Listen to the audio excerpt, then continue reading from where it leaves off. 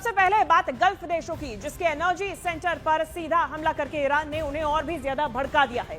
Saudi अरब ने तो सीधे सीधे मिलिट्री एक्शन की अब चेतावनी दे दी है। सऊदी अरब की तरफ से कहा गया कि अगर जरूरत पड़ी तो वो सैन्य कार्रवाई के लिए भी तैयार है और वक्त आने पर इस पर फैसला लिया जाएगा। तो अब सीधा सीधा खाड़ी देश भी ईरान के खिलाफ अब मुखर हो गए हैं, क्योंकि ईरान लगातार सऊदी अरब पर हमले कर रहा था।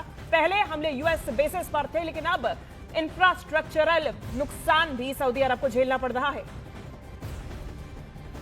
As we have stated quite clearly, we have reserved the right to take military actions if deemed necessary. And if the time comes, the leadership of the kingdom will take the necessary decision.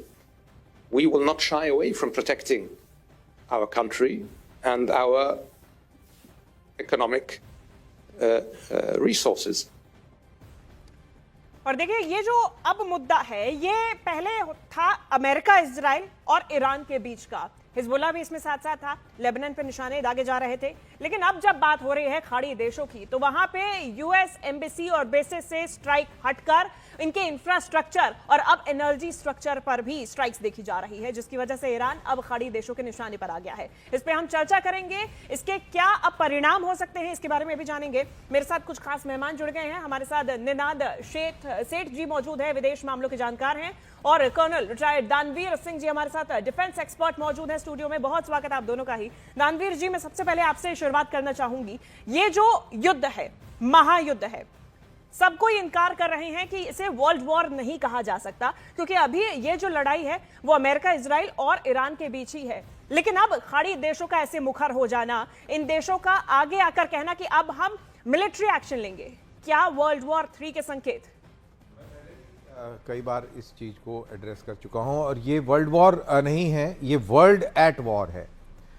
दुनिया के हर एक इलाके के अंदर कहीं ना कहीं किसी प्रकार का युद्ध चल रहा है, और बहुत ही भीषण रूप से युद्ध चल रहे हैं। जहां भी आप देख लें, या युद्ध जैसी ऐसी स्थितियां बनी हुई हैं, चाहे वो साउथ चाइना सी, ताइवान को लेकर बात करी जाए, या यूक्रेन और यूरोप, रशिया की बात करी जाए, वेस्ट एशिया के अंदर हम देख ही रहे हैं, और उधर साउथ अमेरिका के अंदर वेनेजुएला और इस पूरे रीजन के अंदर जिस तरीके का एक अंडर करंट है, वो ये बताता है कि पूरी दुनिया के अंदर उथल पुथल मची हुई है।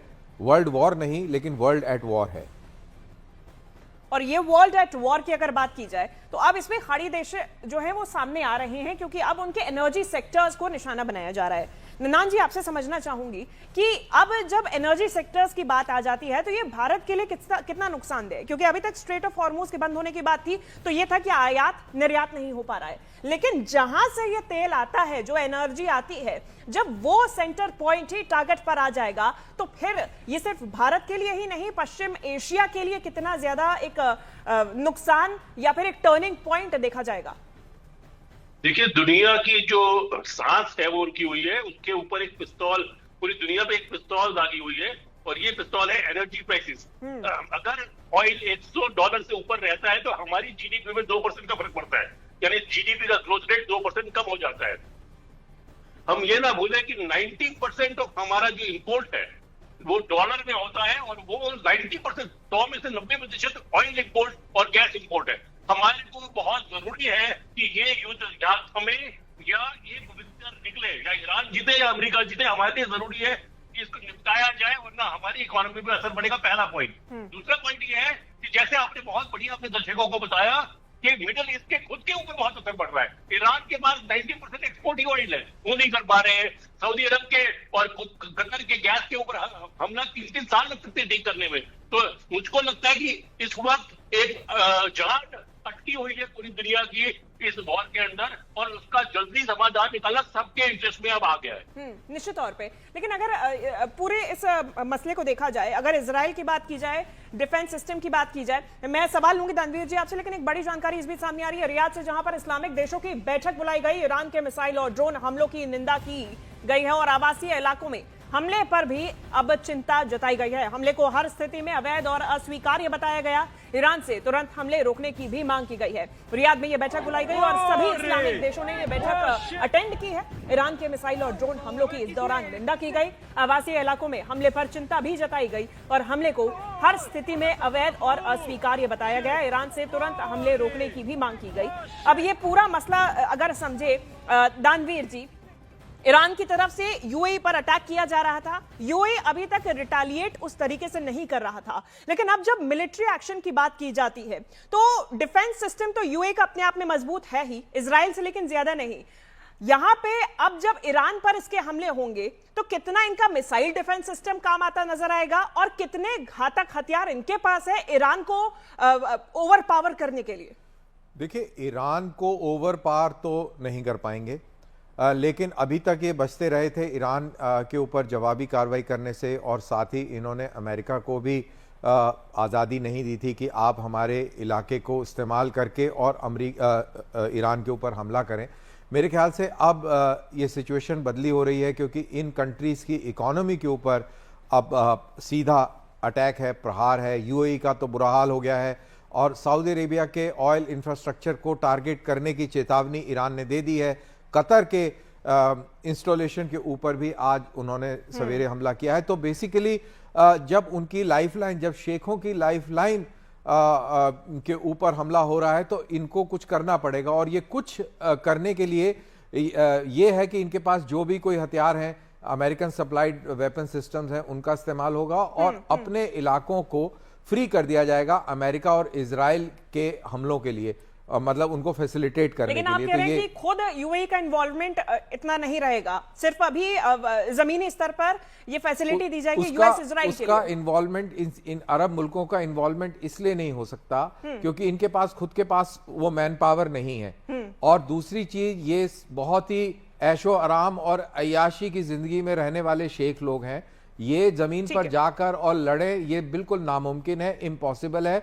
और अगर इतिहास में भी देखें तो अरबी कभी लड़ाका नहीं था। रुकना चाहूंगा दानवीर जी, इस बीच बड़ी जानकारी सामने आ रही है। यूएई के विदेश मंत्री ने एस जयशंकर से फोन पर बात की है। ईरान हमलों को लेकर दोनों देशों के विदेश मंत्रियों के बीच में बातचीत हुई। यूएई के विदेश मंत्री ने ईरानी मिसाइल अटैक्स की निंदा की और यूएई के विदेश मंत्री ने हमले को आतंकी प्रकृति का भी बताया। यूएई की तरफ से इस बातचीत के दौरान कहा गया कि हमला अंतर्राष्ट्रीय कानून का उल्लंघन है।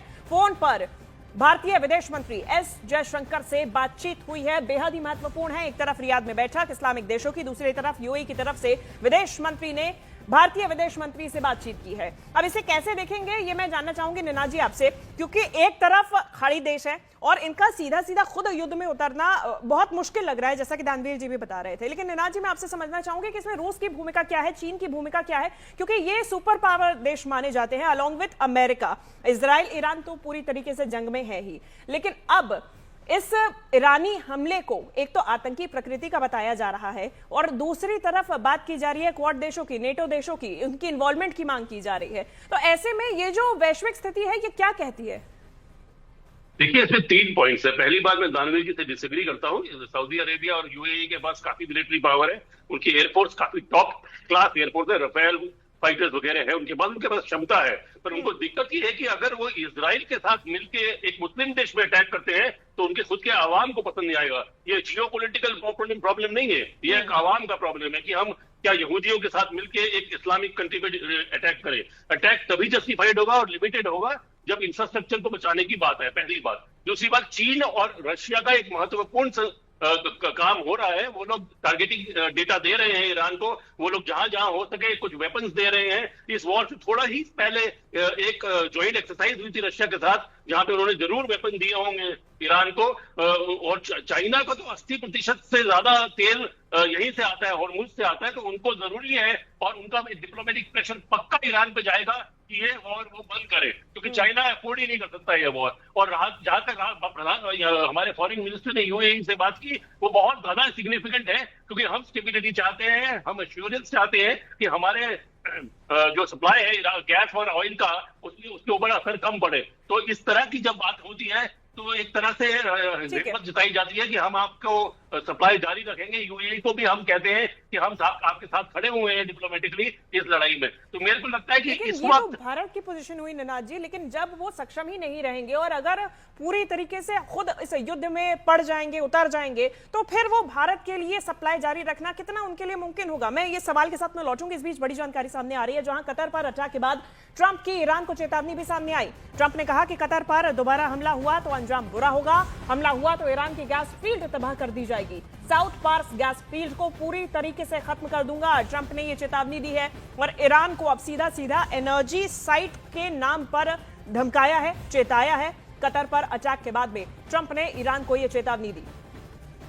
निनाद जी, मैं चाहूंगी आप अपनी बात पूरी कीजिएगा इस सवाल के साथ में। जी आपने बिल्कुल ठीक बोला कि अगर ये वॉर बढ़ता है तो कैसे सप्लाई जारी करेंगे। ऐसा है कि जब हम मार्केट में जाते हैं तो सेलर की जरूरी अहमियत तो होती है, पर बड़े बायर की भी बहुत अहमियत होती है। दुनिया का हम सबसे सेकंड नंबर का बायर है ऑयल के, तो हमारी भी यहाँ पे हैसियत है। सिर्फ बायर की हैसियत नहीं होती, सेलर की भी हैसियत होती है और बायर की भी हैसियत होती है। मार्केट तभी चलता है। तो जब भारत कहता है कि हमें सप्लाई चाहिए तो इतने बड़े मार्केट को उन्हें सप्लाई करना पड़ेगा, उनको अलग से रखना पड़ेगा। मेरा महत्वपूर्ण प्रश्न है इस वक्त वर्ल्ड क्या देख रही है कि क्या दायरा इस वॉर का एनर्जी वॉर में बदलते हुए फैलेगा।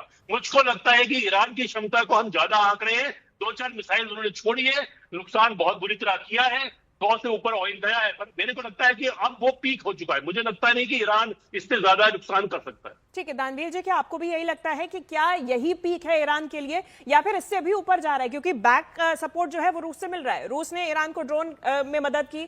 अब रूस की तरफ से जो पीछे से मदद हुई, खुलकर रूस भी सामने नहीं आया इस युद्ध में, जो ईरान हमले कर रहा है उनको लॉजिस्टिकल सपोर्ट बार बार मिल रहा है। क्या इसका यह मतलब है कि ये जंग इसी तरीके से आगे बढ़ती जाएगी, या फिर इसके कोई खात्मे के आसार? अभी इतनी आसानी से होने वाली नहीं है।